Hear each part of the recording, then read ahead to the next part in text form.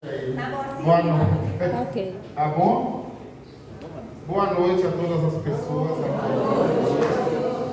Que imagem bonita daqui do alto. Ver essa casa cheia de encarnados, desencarnados, como é. Eu vou em algum momento pedir, viu? Mas tudo bem. Tá? Não sou uma pessoa muito tecnológica, daqui a pouco vou largar tudo. Mas eu quero dizer, sim, senhor. É muito bom estar aqui. E primeiramente, agradecer a Deus, a espiritualidade amiga. Lícia, minha querida, você é digna dessa homenagem. Quantas vezes estivemos aí, e nos bastidores, e nessa formação de gente, com um trabalho de evangelização potentérrimo. Dizem os espíritos que o maior bem que nós podemos fazer, a doutrina, é a sua divulgação. E é justamente com essa turma, com essas crianças, que bonito, realmente foi muito emocionante estar ouvindo esse coral, ouvindo essa manifestação, ou essas manifestações de amor. Então, queremos pedir à espiritualidade amiga, ao mentor espiritual responsável pelos trabalhos dessa noite, a quem pedimos licença, parabenizar a equipe organizadora dessa Semana Espírita e com a responsabilidade muito grande de estar aqui hoje, é o último, então, no encerramento da Semana Espírita de Catu, e quero fazer uma justa homenagem aqui também a Adalberto Barreto de Macedo.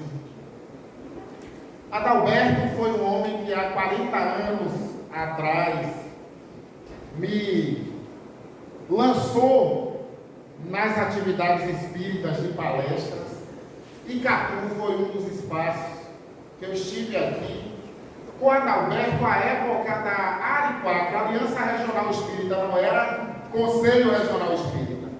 E Adalberto, à época, já me trazia e pude estar aqui muitas vezes em Catu, em palestras, em semanas espíritas. Então, agradecer a Adalberto por esse trabalho desbravador que ele fez junto ao movimento espírita, eu diria, não apenas de Alagoinhas, região, mas da Bahia.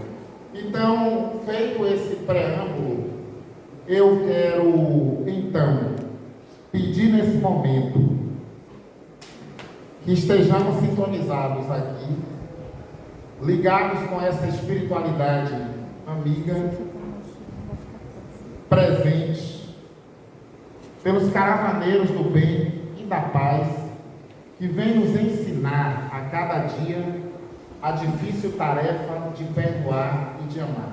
Faremos algumas reflexões aqui hoje sobre o aprender a amar, mas antes de tudo, eu queria que vocês fechassem os olhos um minutinho, um tempinho aí. Fechassem os olhos. E eu quero que vocês tragam a tela mental alguém que você ama muito. Pode ter sido uma pessoa do passado, já nesse momento desencarnado ou desencarnada, ou ainda presente encarnado. Mas eu quero que vocês tragam a tela mental um momento muito importante vivido com essa pessoa. Um momento de amor. Traga à tela mental a imagem desta pessoa. Não importa o tempo, a época.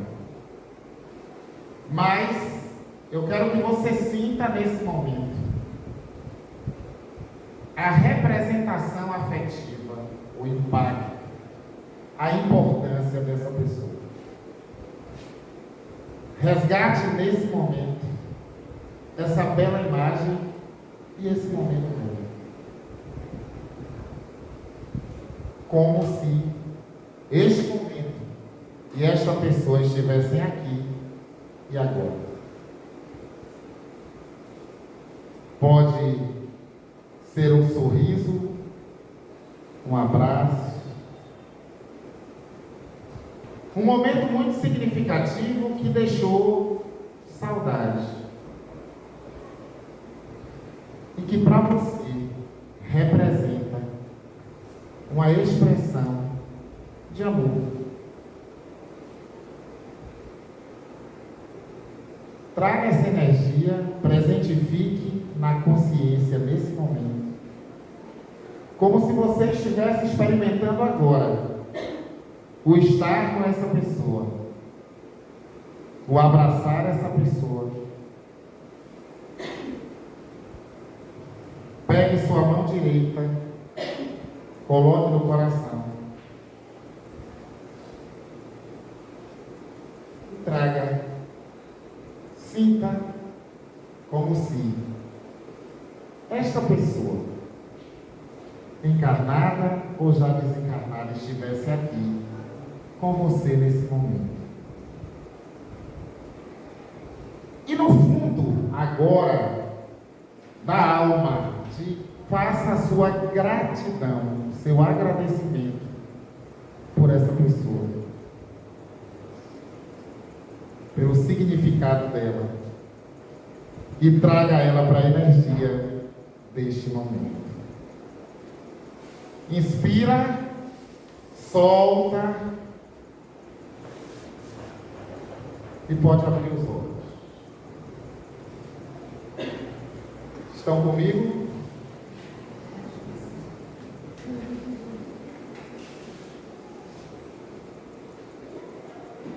Agora a gente começa a falar sobre amor. Está todo mundo bem?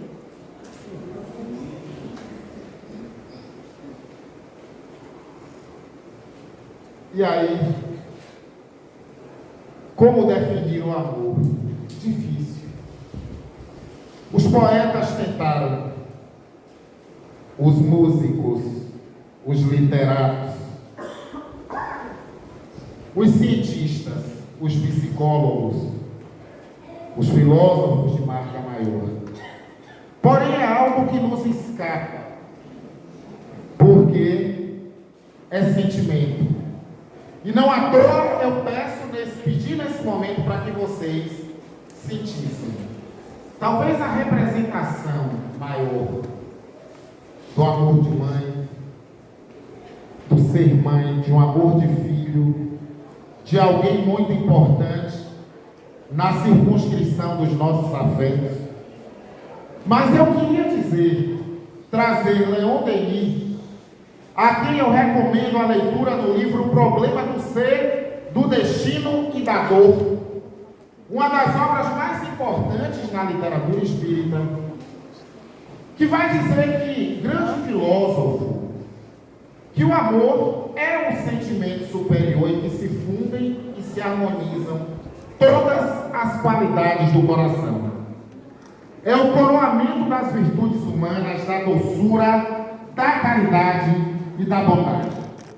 Kardec dirá: amar, no sentido profundo, é o homem ser leal, probo, consciencioso para fazer aos outros o que queria que estes lhe fizessem. Ou seja, a empatia é uma forma de expressão de amor. Quando eu me aproximo daquilo que o outro necessita, jamais conseguirei me colocar no outro, porque essa é uma experiência idiosincrática, subjetiva, única, pessoal e intransferível, a dor que cada um sente. Porém, a perspectiva de eu me aproximar é um exercício evangélico de marca maior. Por isso que tão difícil seguir aquilo que foi proposto por Jesus. O amor confunde-se muito com o gostar de, ou de ter esta pessoa para mim. A gente vai ver depois, ao longo dessa exposição, os tipos de amor. Ou ainda com a violência de que se valem os mais fortes para impõe as suas vontades sobre o ser mais vulnerável. Aí eu quero de cara trazer uma definição do filósofo alemão Friedrich Nietzsche, o filósofo cínico alemão, que, para mim, um dos filósofos de marca maior. Perguntaram a Nietzsche o que é o amor. E ele disse: amar é ser e deixar que o outro seja, e não a pretensão de que o outro seja aquilo que eu gostaria que ele fosse. Olha, então, de cara, amor e posse são coisas que não são sinônimas, embora a gente entenda que sejam. Vamos para a música cantada por Marília Mendonça. Me apaixonei pelo que eu inventei de você. Nós não nos apaixonamos ou não sentimos amor, não nos casamos com pessoas reais, mas com projeções dos nossos desejos. Olha que coisa complicada. O pronome possessivo mais equivocado que a gente pode usar, até a partir de uma visão espiritualista, é o pronome possessivo meu. Minha mãe, meu marido, meu filho, minha mulher, porque no frigir dos ovos ninguém é propriedade de ninguém. Quando o nego quer se picar, não diz nem bye-bye, só louco, veruel. Mas eu me caso, ou eu me apaixono, ou eu me identifico com as minhas projeções fantasmagóricas. Psicanálise. Não é, doutora Cíntia? Então, o que acontece é que aquilo que a gente ainda não experimenta o amor no sentido real, porque o que nós mais vivemos é eros, portanto, passione, daí a palavra apaixonamento, paixão, daí o crime passional. Se você não for minha ou não for meu, eu te mato. Isso é amor? Isso é o quê? E também o que mais? Possessividade, não é? Então, observem que nós ainda não chegamos numa compreensão real ou uma vivência profunda do amor na sua expressão mais pura, na nossa atual condição de evolução espiritual. Primeiro, porque dizem os budistas, e vejam se vocês concordam com eles, os zen budistas, na raiz de todo o sofrimento está o apego às pessoas, às coisas e às ideias. A gente sofre com a morte de um ente querido? Sim ou não? Sim. Olha, o apego, eu não quero que fulano vá. Eu não aguento viver sem. Quando eu trouxe a experiência aqui agora, de que vocês trouxessem a consciência, a lembrança de alguém que foi muito importante, vem a saudade, vem a dor. Nossa, que saudade de fulano, que saudade de fulano. Como eu gostaria que estivesse comigo aqui agora, só que está numa outra forma. E aí, esse sentimento que a gente nasce com ele, que é inato, que nos acompanha desde que Deus nos criou, inoculando em nosso ser a centelha do amor divino. Então, o amor é função espiritual do ser. É uma condição humana. Nasce conosco, mas a sua manifestação é contaminada por uma série de fatores próprios da nossa condição evolutiva e espiritual. Aí, tem um amor chamado Eros. Gente, tem Eros e Thanatos. A palavra Eros, o Deus da vida, da sexualidade, da sobrevivência. Daí a palavra erótico, erotismo, erotização. Thanatos, o Deus da morte. Daí a palavra eutanásia, tanatologia, mistanásia, ortotanásia. Tanatologia, que é o estudo da morte. Então, Thanatos é o Deus da destruição. E Eros, o Deus da vida, da sexualidade, da beleza. Quando a gente fala de amor eros, ou de amor erótico, quem está apaixonado deseja o quê? Ardentemente a outra pessoa. Então isso é erótico. É o amor de chamado de romântico. Sofre com a ausência. Olha, é diferente do que Nietzsche disse. Amar é ser e deixar que o outro seja.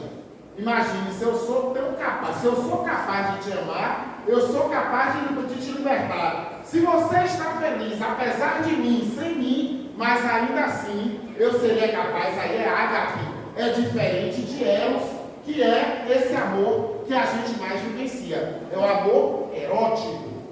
Muito bem. É cego, enxerga unicamente os amantes e mais ninguém, tem algo de egoísta porque só quer o amado para ser feliz para sempre. Estão entendendo aí? Então essa é a configuração daquilo que a gente chama de eros ou de erótico. O amor amizade. Que coisa bonita. Amigos são parentes que podemos escolher, não é? Concordam? Família não. Por que vocês deram risada?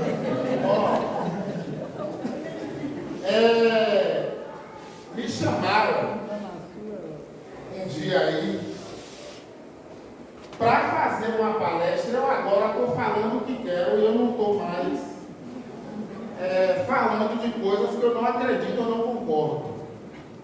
Aí, o título da palestra era Família Dois Pontos, fonte de equilíbrio do ser. Eu não faço, mas nem por decreto.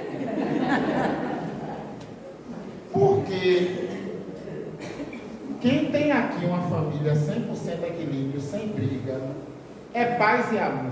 Levante a mão. Tranquilamente, uma salva de palmas para ele. Glória a Deus nas alturas.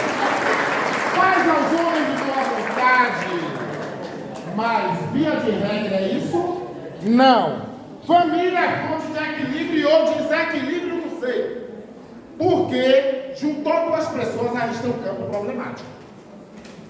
É fato. Criamos saúde e doença nas relações.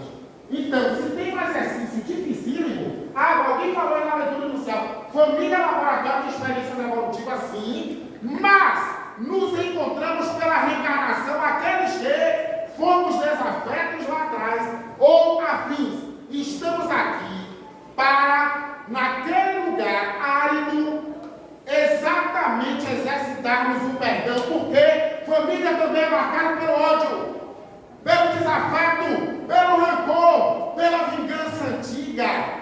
Então você não veio com esse irmão que você tem à toa, não tem essa mãe ou teve esse pai, ou está com essa pessoa do nada, viu? Então segura o mandu que é teu. Mas também não é obrigado a estar em nome de violências. E aí vai uma crítica, eles façam a crítica mesmo, uma interpretação errônea do Evangelho, que sejam felizes, que sejam unidos para sempre. Como é que o padre e o pastor dizem, meu Deus? Eu peguei eu quebrei o pau com um padre e um pastor, os dois na minha sala de aula de psicologia. Porque eu disse para eles que o melhor modelo, e eram dois fundamentalistas ortodoxos. Eu disse, meus queridos, vocês pregam a união, estejam unidos até que a morte os separe, Deus o livre e guarde, com violência. O melhor modelo de relacionamento na matemática, inclusive, não é a união, é a intersecção de A com B. Porque nos encontramos em determinados pontos e guardamos as nossas individualidades. Acontece que uma certa interpretose da religião judaico-cristã, infelizmente, entende que o sujeito estaria, ou a pessoa, obrigada a conviver, ainda que em condições de violência. Isso nós não aceitamos. Certo? Isso nós não aceitamos. Até porque existem pessoas que estão ao nosso lado, que roubam nossa solidão, não fazem companhia. Ou mais do que isso, trazem a agressividade, a violência. Eu posso ajudar aquela pessoa de um outro jeito, não necessariamente com as amarras de um casamento, por exemplo, indissolúvel. Então, com isso eu quero dizer que amigos são parentes que podemos escolher, mas na família, de repente, nós temos aqueles convivendo no instituto doméstico, para usar a expressão de Emmanuel, aqueles que foram nossos desafios no passado. Aí, por que você às vezes diz assim, nossa, eu me dou muito mais com aquele amigo ou com aquela amiga do que minha irmã, do que com minha irmã, não é assim? Nossa, em casa parece que eu tenho um inimigo. Você vê crianças desde pequenas, olham para a mãe e não lhe suportam. Olha para o pai e tem vontade de matar. E aí tem um cara chamado Ian Stevenson, com a doutora Ellen Wambach nos Estados Unidos, que estudaram os casos sugestivos de reencarnação, os birthmarks, as marcas de nascença, e ele escreveu um livro interessantíssimo para quem é espírita ler, 20 casos sugestivos de reencarnação. E doutora Ellen Wambach, que é uma figura que a gente deve muito a ela, aquilo que a gente chama de terapia regressiva a vivências passadas. Foi a doutora Ellen Wambach nos Estados Unidos e descobriram que, de repente, imagine, você tem um menino em casa, olha para você e diz, você não é minha mãe. Minha mãe não é você.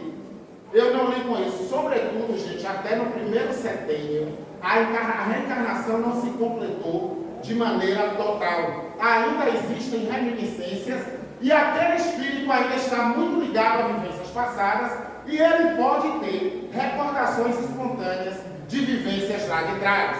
Por isso que reafirmo que família pode ser fonte de equilíbrio e de desequilíbrio, a depender de como essa circunscrição dos afetos ali se dê.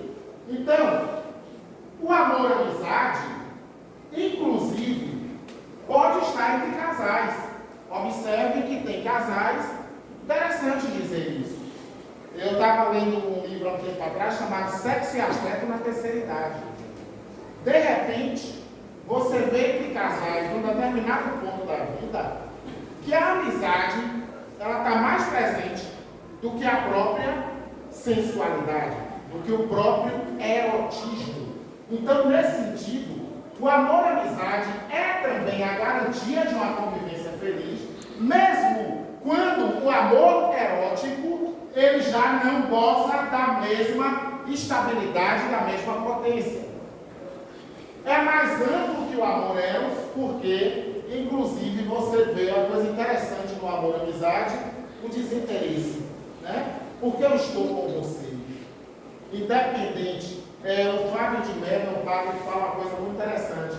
Você quer medir o quão uma pessoa é importante para você, a importância que você tem na vida dela, esteja na inutilidade. O momento em que eu não preciso dessa pessoa, nem ela de mim. E então, como que na amizade isso se concretiza? Então, esse é o amor à amizade. E aqui é o amor mais ensinado pelo Evangelho, que é o amor caridade. Fora da... É fora da igreja? É fora do espiritismo? É fora da reunião mediúnica? É fora do terreiro de Candomblé? Fora da caridade na salvação. E aqui, minha gente, eu preciso dizer, é algo que mais me chama a atenção na doutrina espírita, e talvez esteja eu ainda tão ligado ao espiritismo por conta disso. Primeiro, dá de graça o que de graça recebeste. Uma coisa que tem me incomodado há muito tempo é a exploração da fé. Eu não preciso ser pastor, babalorixá de um terreiro, palestrante espírita, pastor evangélico, para chegar aqui e dizer a vocês em alto e bom som, você aí que tem problemas financeiros, você que tem problema na família, você que tem isso ou tem aquilo, quem não tem? Primeiro, você nunca vai estar completamente satisfeito. Você está bem no amor, está mal financeiramente. Está bem financeiramente, mal no amor. Está bem no amor, bem financeiramente, alguém na família faz um câncer terminal. E aí? Está sendo catastrófico, Moacir? Não, estou sendo realista. Porque não existe felicidade completa. Tirem o cavalinho da chuva. Nós temos momentos felizes. A felicidade, ela é relativa. Então, nós nunca vamos estar completamente bem. Essa é uma questão, inclusive neste planeta que a gente está habitando. Não faz parte deste planeta, na pluralidade dos mundos habitados, a felicidade completa. É uma felicidade relativa. Então, o que se baseia? Por que eu estava falando das religiões? Tem religiosos explorando pelo dinheiro? Sim ou não? Sim. Comprando, dizendo um pedacinho do céu a partir de um valor. E isso, sinceramente, é uma coisa que muito me atrai no Espiritismo. Primeiro, o dar de graça o que de graça recebemos. Eu não posso cobrar por um passe, por uma palestra espírita. Não tem como, porque, primeiro, eu estou aqui com o instrumento. Preparei umas coisas e várias outras já chegaram aqui por interferência espiritual. Como podemos nós sermos aqueles que foram os vendilhões do templo? Hipócritas, como disse Jesus, sepulcros caiados. E em nome disso tem um bocado de gente fazendo shows, ganhando dinheiro, explorando a fé. Muitas vestimentas bonitas e pouca espiritualidade. Porque o amor, a religiosidade, a espiritualidade se manifesta pela caridade. Então não acredito em ninguém que explore por meio do dinheiro ou da palavra nefasta que te coloca numa posição de subalternidade. Isso está longe. Eu fico imaginando o que pensaria Jesus ao ver o que está acontecendo em nome dele. Então, o verdadeiro sentido da espiritualidade é a caridade. Vai chegar um momento que a gente não vai precisar mais disso aqui não, gente. O templo, a casa, seja ela a casa religiosa, o templo religioso, tem um tempo e fazem parte ainda do nosso momento evolutivo. No dia em que as pessoas se amarem, independentemente do seu partido, da sua crença, da sua cor, seremos mais felizes. Concordam com isso? Então, se tem uma coisa que não combina, por exemplo, já vou dizendo logo. E aí eu vou estar errando no dia que eu fizer isso. Como é que eu me coloco como espiritualista e sou preconceituoso?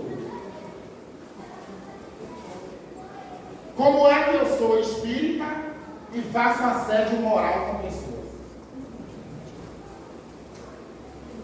Como é que eu sou espírita e numa posição de poder eu desqualifico você? Isso é caridade?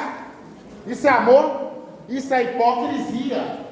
Então, Paulo de Tarso, graças a quem nós somos cristãos, o grande doutor da lei hebraica, apóstolo dos gentios, foi quem falou, em alto e bom som, que amor se expressa em caridade.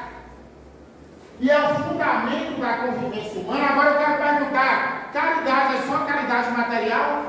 Não. Caridade é só dar o pão, o farnel, a cesta básica? A palavra é uma forma de caridade?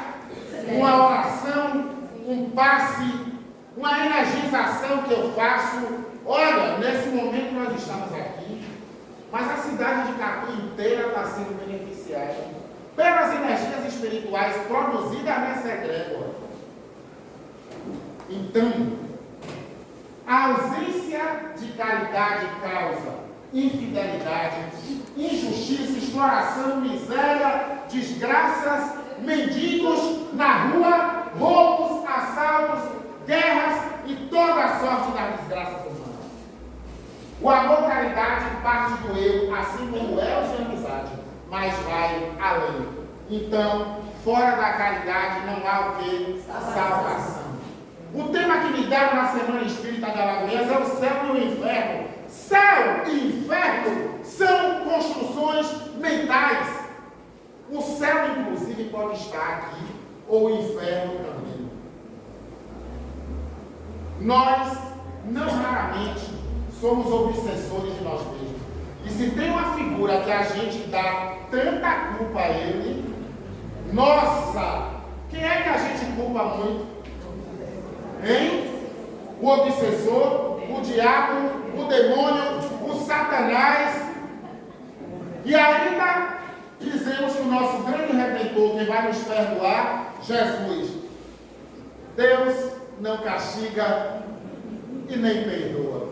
O homem não raramente é o artífice dos seus próprios infortúnios ou da sua felicidade. Então o Espiritismo vem nos dar uma responsabilidade muito interessante que vai além do eu, é transpessoal. Bom, dando sequência aqui, o amor ágape. O amor ágape. Já ouviram falar desse tipo de amor? O amor ágape, ele é o amor por todos os seres. É caracterizado por uma conexão com a natureza, porque se você mexe numa flor dessa, você está abalando uma estrela. Porque estamos todos interconectados, como diria o Dr. Fritjof Capra, a teia da vida. Então existe uma conexão, a física quântica mostra isso. Matéria é energia e energia é matéria em formas diferenciadas. E nós estamos todos conectados. Para muitas pessoas pode representar o amor de Deus pelo ser humano, do Pai de todos e amor de Jesus com os seus discípulos. Nós somos irmãos, todos, somos todos irmãos. Mas nos tratamos como? Então, haverá um dia em que esse será o amor que vai prevalecer.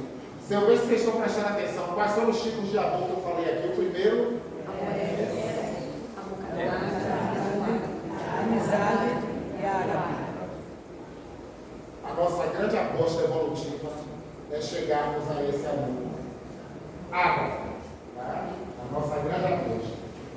Bom, no frigir dos ovos, o que é o amor? Eu vou terminar essa palestra sem saber dizer o que é. Quem souber morre. Eu não sei o que é, não, tá entendendo? Você sabe o que é, bonita?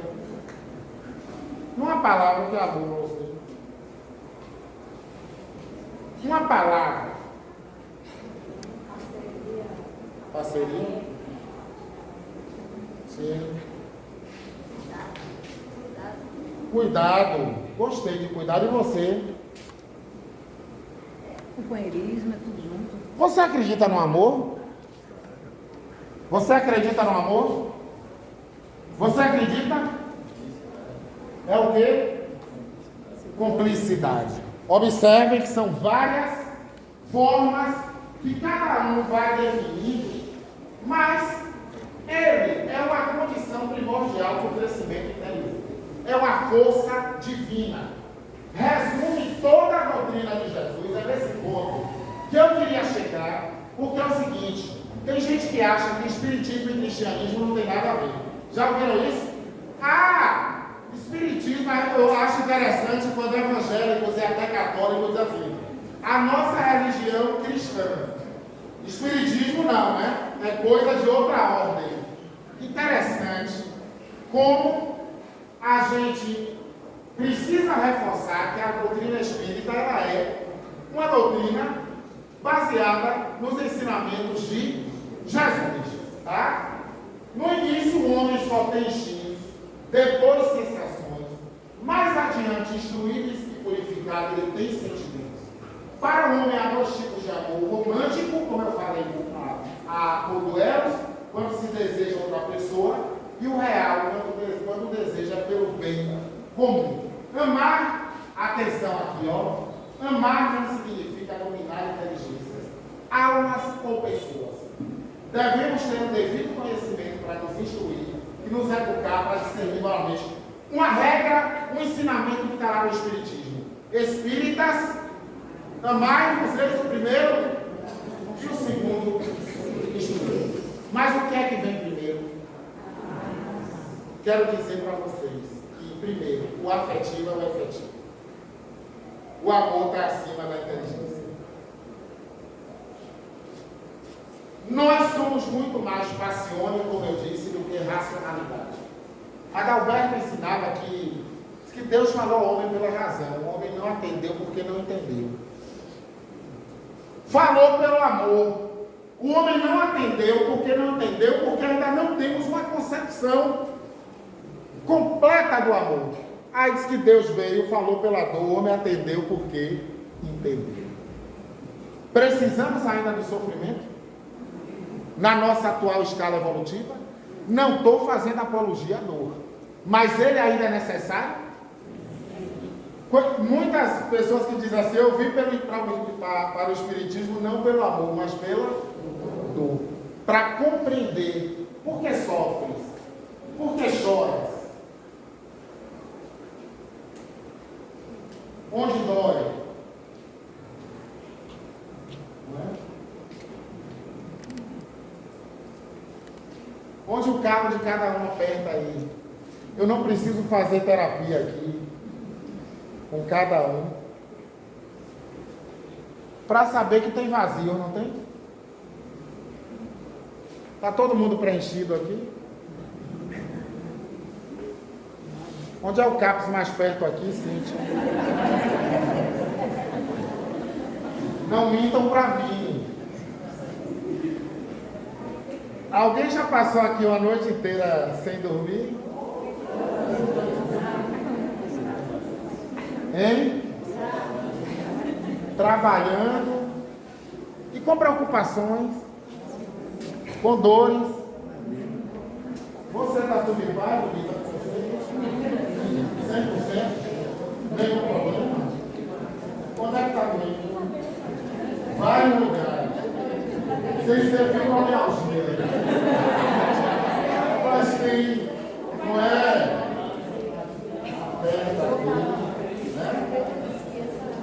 Como é?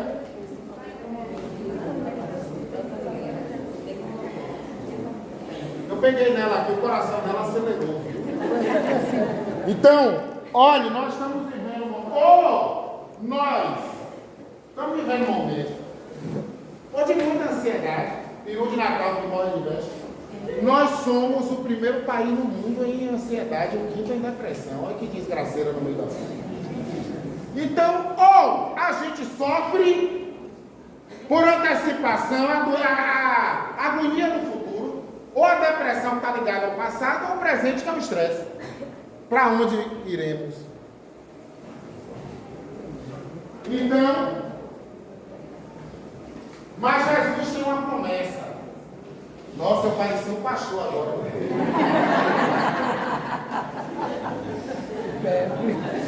Faltou o paletó. Está fazendo sentido o que eu estou dizendo? Está vendo? Vocês estão gostando ou não? Sim. Tenham coragem de dizer na minha frente. Porque a gente vai ficando adulto, vai dando para mentir. A criança é mais verdadeira do que a gente, né? Aí, mãe mesmo é danada para fazer isso. Mãe, o menino ali conhece. Mãe tem dias que ela se esconde do povo. Aí ela não quer ver uma pessoa, viu? Aí minha avó fazia assim. Minha avó também. Às vezes se escondia atrás da porta. Ah, hoje eu não quero ver fulana, não. Digo o que ela fazia, mandava a menina a gente dizer que ela não está. Aí a criança vai lá e diz, minha avó mandou dizer que não está não. Minha avó se escondia, ela era ótima. Eu vou tomar cuidado aqui, que eu subi descendo, daqui a pouco vou fazer que nem Paulo. Fui fazer uma palestra essa semana em Aporal, o psiquiatra estava comigo, tomou uma queda, né, na estripulia, mas eu estou aqui observando. Para cultivar o amor. Olha só, gente, não tem receita de bolo. Eu trouxe uma musiquinha para vocês no final. E tem uma dinâmicazinha que eu vou fazer que é muito gostosa. Certo?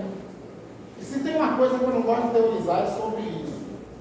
Por isso que penso que é algo que está na vivência. Para cultivar o amor, eu tenho que respeitar o valor das diferenças pessoais. Você quer uma coisa bacana de dizer? Olha só, eu não sou. Eu acho que é uma quimera. Quer dizer, uma ilusão. Eu dizer assim, no ambiente de trabalho, eu vou amar todo mundo. Lembrem dos ambientes de trabalho de vocês, hein, pai? Tem aquela pessoa que você imagina chegar segunda-feira e encontrar aquela pessoa abençoada.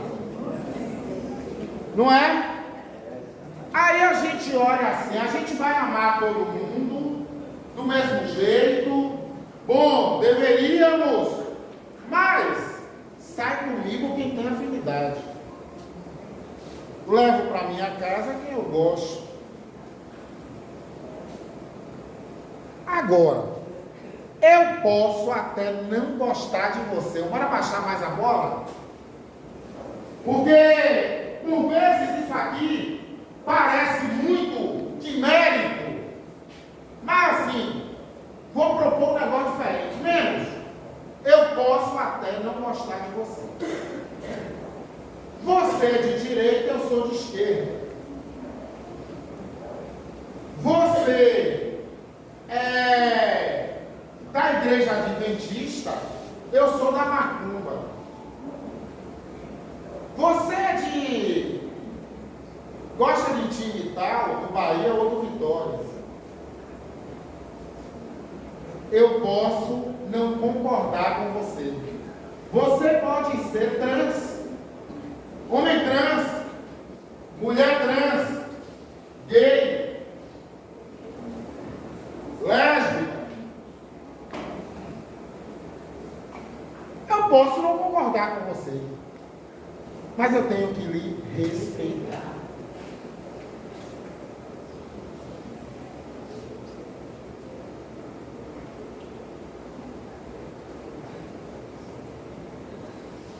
Preciso lhe respeitar. Tive um problema assim, essa semana com um aluno de psicologia, viu? Mas deu uma dura, você sabe quando eu... Porque foi o seguinte, estávamos discutindo diversidade sexual e direitos da população LGBT que iria ter mais. Aí, sabe o que esse menino virou-se para mim e disse num semestre adiantado, viu? Eu quase surto, dou uma crise, porque ele disse assim, professor, é o seguinte, eu não aceito isso não.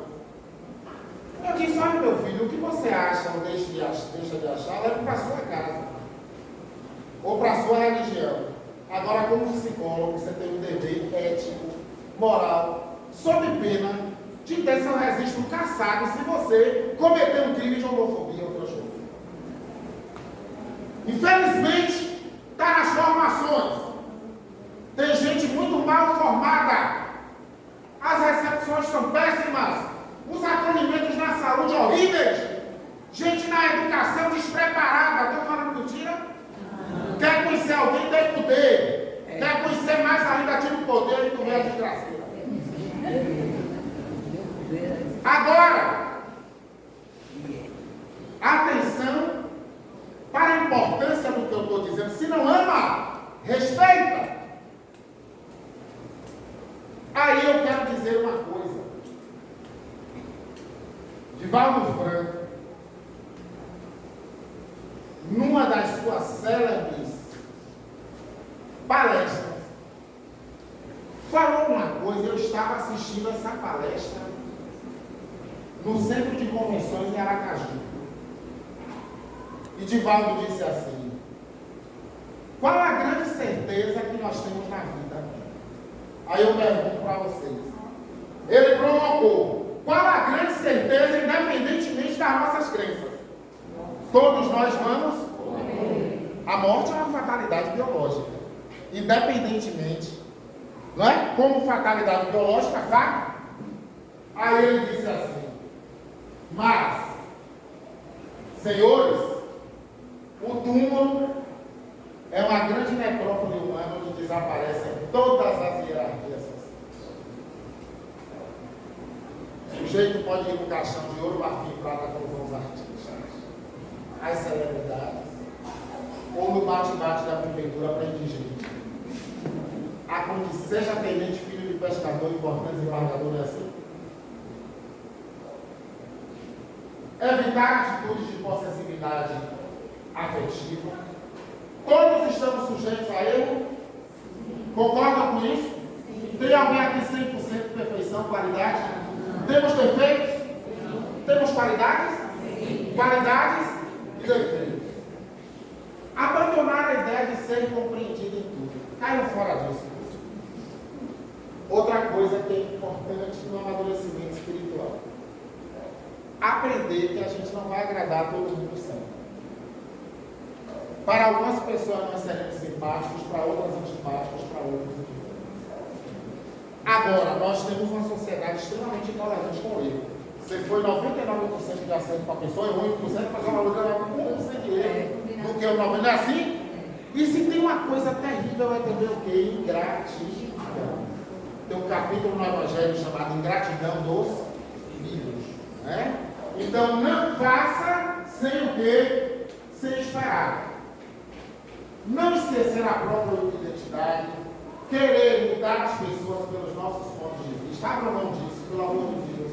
É libertador quando a gente libera cada um o seu tempo, certo? Perceber nossas limitações e entender que, tratando-se de amor, todos somos ainda aprendizes nessa jornada hoje. Eu quero, daqui a pouco eu vou fazer antes disso aqui. Cadê a música? Gente, eu queria fazer uma coisa com você. Espera aí, segure aí a música. Eu atrapalho as pessoas, né? A gente vai levantar um pouquinho. E eu vou fazer uma dinâmica com vocês. Tá? Agora, atenção nas regras. Vem pra cá, vocês. Venham, vocês pra cá. Também todo mundo aqui. Quem tá escondido, bora. Bora pra cá.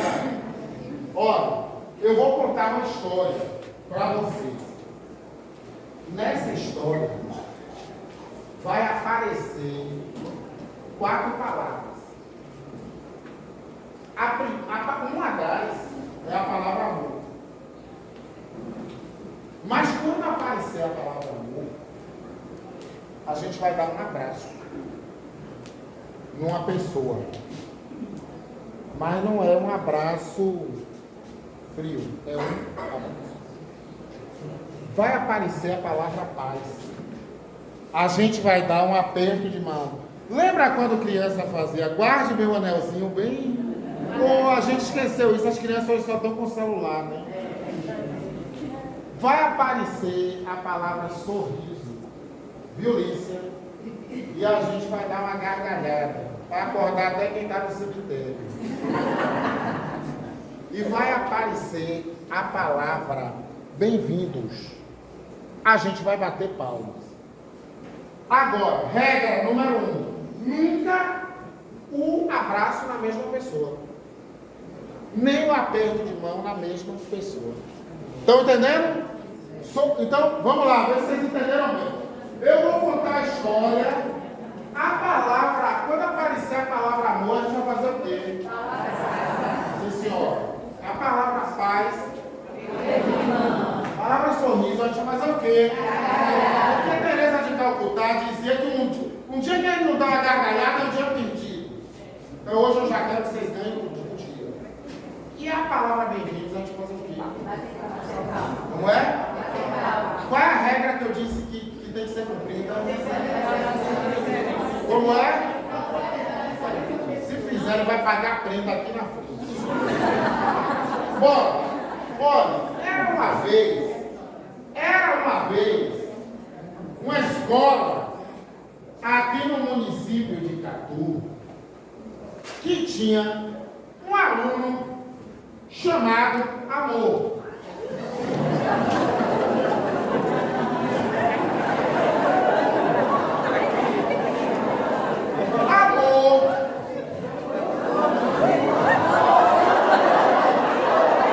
Conheceu uma outra aluna, uma garotinha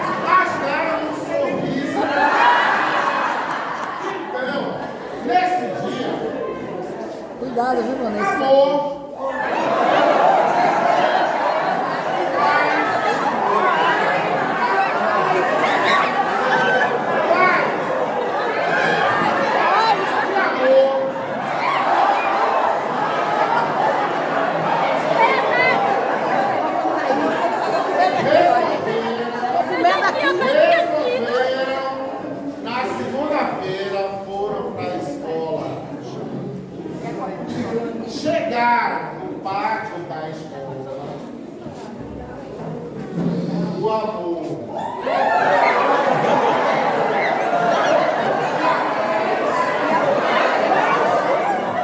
Deram um sorriso para e disse na cara para ele,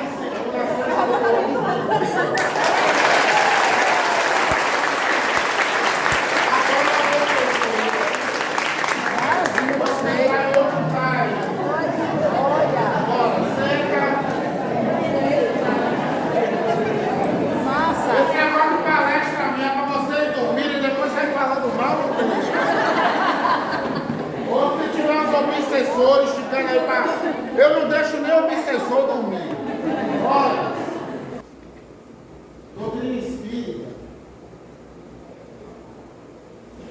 codificada em 1857 por Kardec, vem nos propor amar a Deus, reconhecê-lo como nosso Criador, Pai, entender suas leis, mas sobretudo exercitar o amor ao próximo.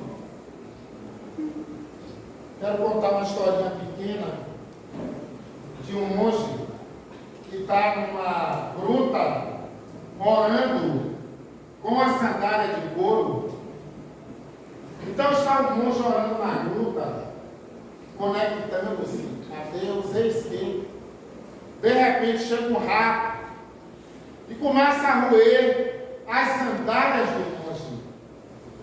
O monge orando irrita-se, chuta o rato, diz: rato louco, como se atreves a entrar na gruta sagrada onde estou tentando me conectar com Deus? O rato olha para ele, ficou tonto do chute que tomou e disse: engraçado, como pretendes ligar-se a Deus se nem mesmo consegue ligar-se a mim? Eu não vou chegar a Deus e a espiritualidade maior se não passar por você, por você, por você, por você. É exatamente nas alegrias e agruras do cotidiano e na necessidade do perdão constante com aquele que está do meu lado é que eu posso exercitar amor e fazer evolução, e quantas reencarnações serão necessárias para que eu aprenda isso. Então, seguindo para os finalmente, trago essa imagem também, muito bonita. Quando o homem faz tudo o que pode, passe aqui, querida. Fica aí que você vai finalizar comigo aí. Quando o homem faz tudo o que pode, Deus faz por ele o que ele por si mesmo não pode fazer. Eu vou dizer uma coisinha para vocês, viu? Não esperem tudo. Deus bate a sua porta, mas não gira a maçaneta.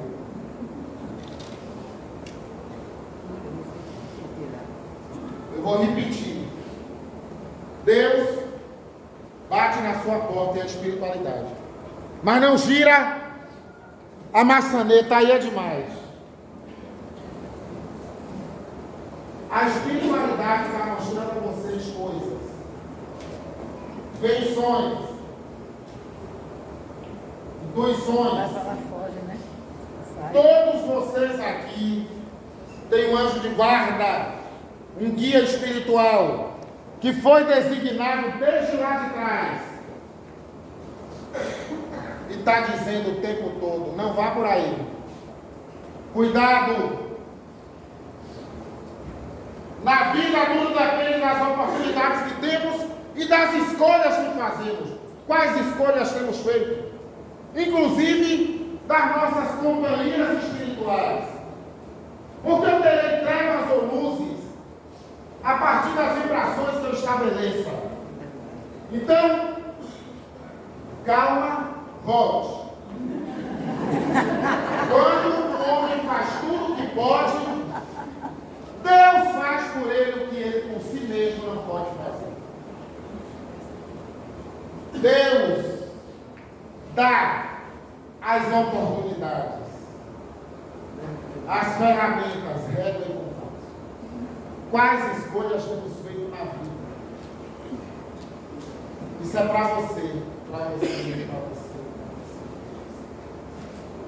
Você tem ouvido o seu mentor espiritual? Tem ouvido sua intuição? Tem orado?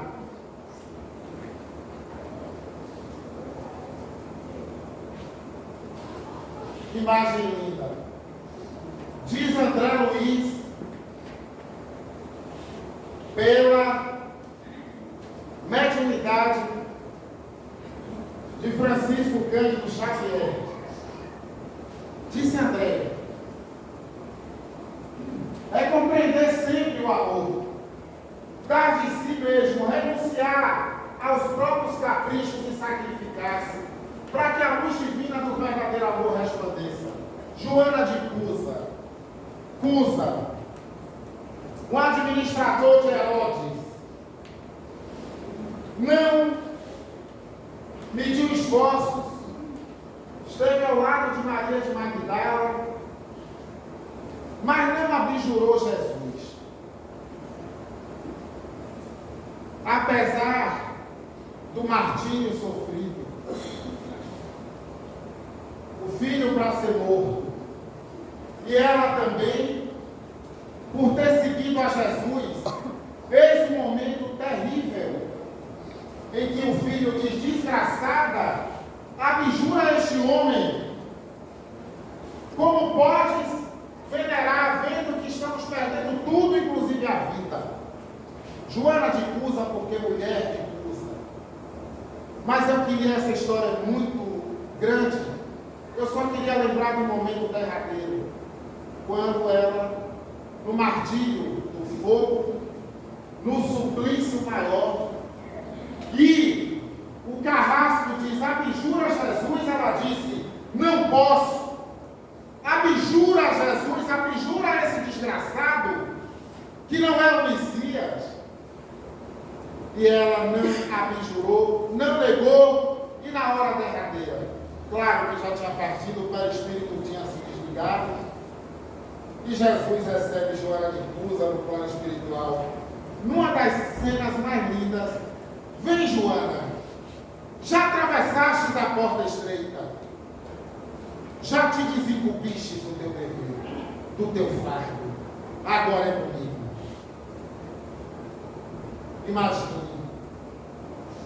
se hoje fosse o dia do nosso desencarne,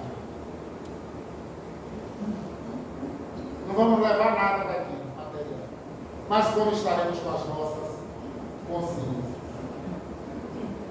O Cristo não pediu muita coisa, não exigiu que as pessoas escalassem o Everest ou fizessem grande sacrifício. Só pediu, o que é que está no final? Fale alto, o que é que está no final? Nos amassem uns aos outros. Mostra. Ai, que bonito. Eis que estou à porta e bato.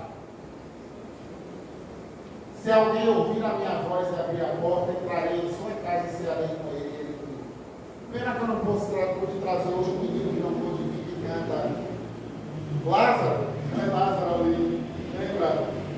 O menino que canta uma música bonita, para mim uma das cenas evangélicas mais lindas é quando Jesus, em tom retumbante, Lázaro vem para fora e clama em alta voz. A fé, diria Paulo de Tarso, é o firme fundamento das coisas que se esperam e a certeza das coisas que se não veem. Mas eu queria, penúltima reflexão. Quem não leu, leia Khalil Gibran, um poeta, um escritor, que eu sou apaixonado. Gibran, Khalil Gibran. Sempre o amor a enlaçar-nos aos nossos semelhantes sofredores, desamados, desgraçados, desamparados. E se nos envolvemos no amor ao próximo, independente de quem quer que seja, necessitamos lembrar-nos nos versos de Gibran. Eu vou dar voz ao poeta, porque não tenho a competência dessa escrita e aí a licença poética para dizer. O profeta, esse livro é maravilhoso, leia o profeta. O profeta.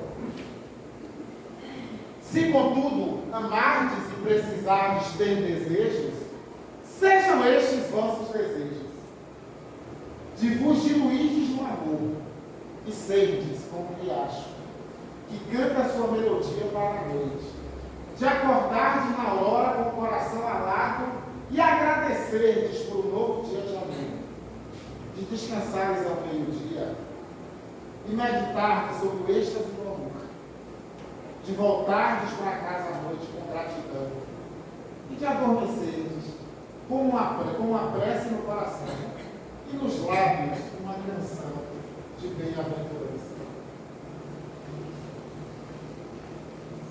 Leiam comigo juntos isso aí. Mateus, vai lá.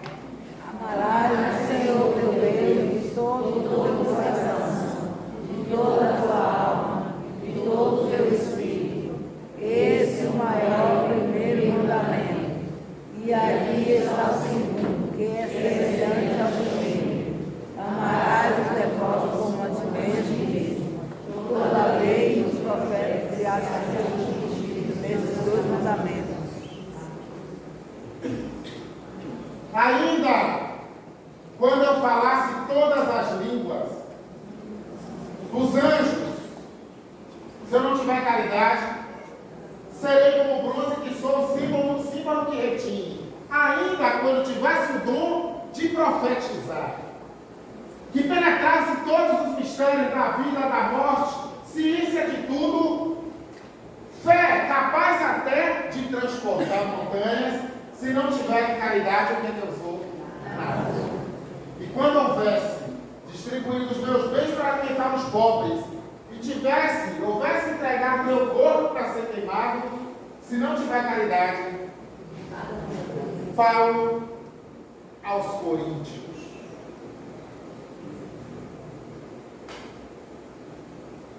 Para concluir, o inconcluível, ou inconclusivo, ou até daqui a pouco, nas reflexões.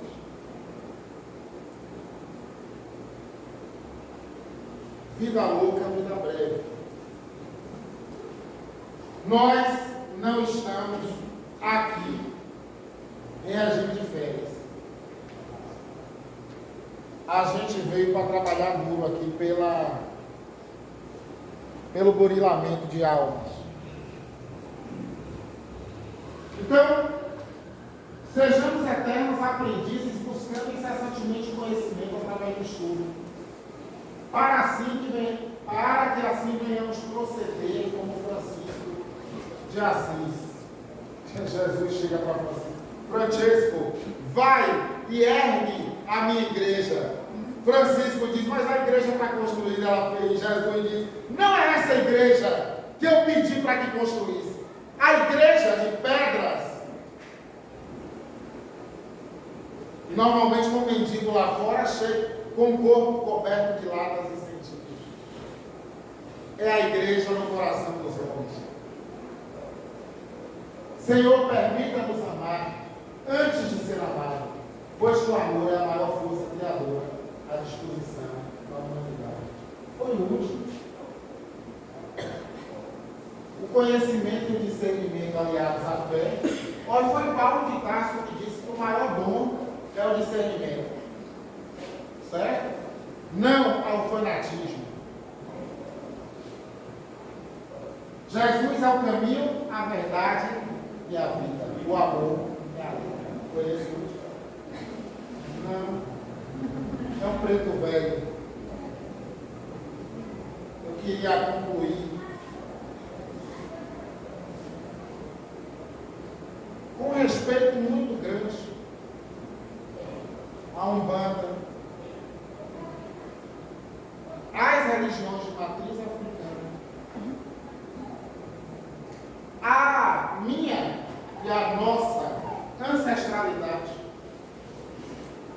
pedindo a bênção aos mais velhos e aos mais novos, e trazer Pai João de Angola, um preto velho, que numa manifestação mediúnica Muitas casas espíritas com preconceitos, o que é triste, com os caboclos, pretos velhos, e com as entidades de diversas linhas, ciganos, indígenas, caboclos. Quem somos nós, caras pálidas, para julgarmos a força do ensinamento de um preto velho que chega numa casa espírita e diz assim: antidoutrinário é não. Conhecer o povo dizendo assim: Jesus falou para a gente: vinde a mim, todos vós que sofreis e estáis sobrecarregados, eu vos aliviarei. Tomai meu jugo sobre vós e aprendei de mim, que sou branco e humilde de coração. Porque comigo todo fardo é leve, todo jugo é suave. Em nome dessa espiritualidade unida, lembrando de Joana de Ângeles quando disse,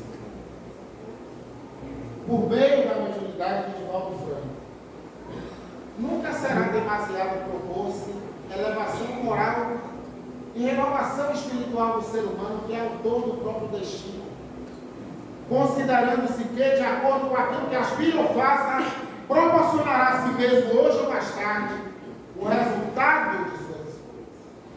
Que louvado seja nosso Senhor Jesus Cristo.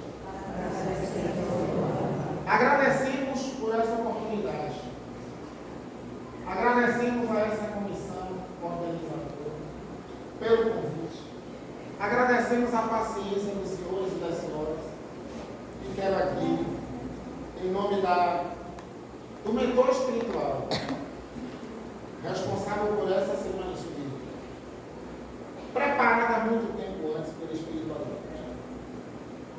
e que se materializou, se concretizou hoje, e ao mentor espiritual, hoje, aqui presente, responsável pelos trabalhos dessa noite, que não me deixou aqui sozinho. Gratidão.